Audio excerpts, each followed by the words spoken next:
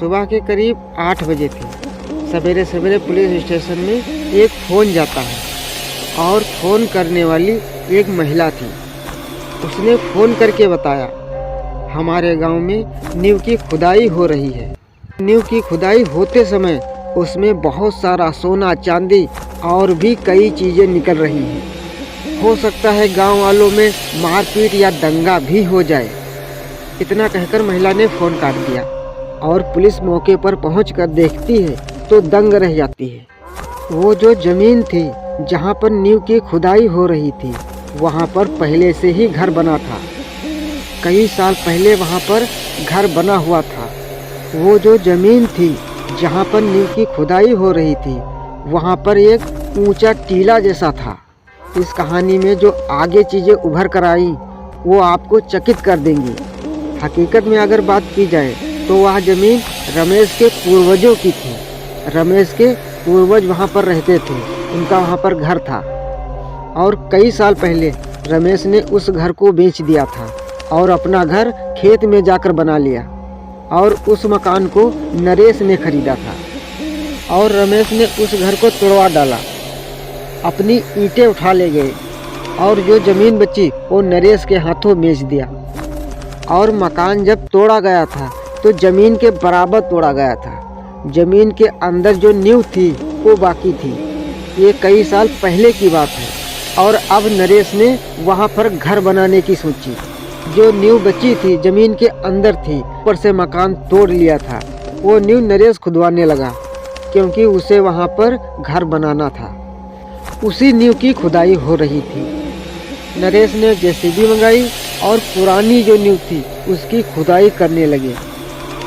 सुबह का समय था। गांव के काफ़ी लोग वहां पर इकट्ठा थे।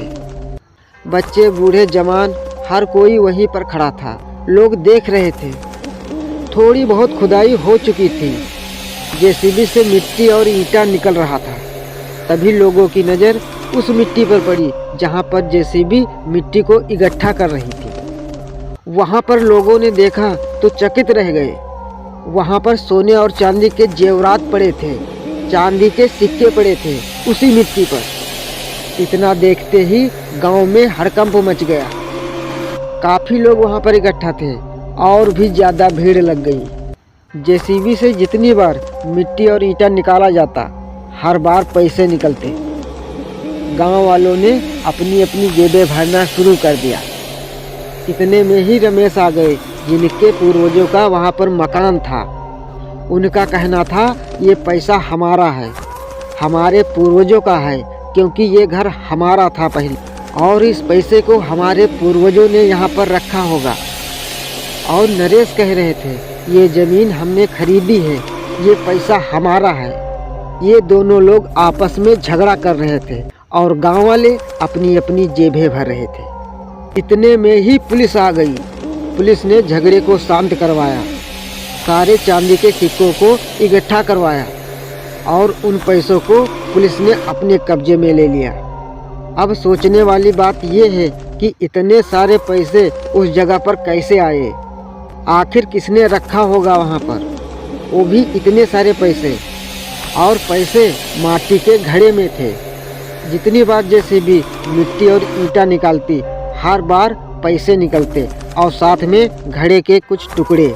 घड़े के टुकड़े को देख करके इससे साफ जाहिर होता है कि वो पैसे घड़े में ही थे।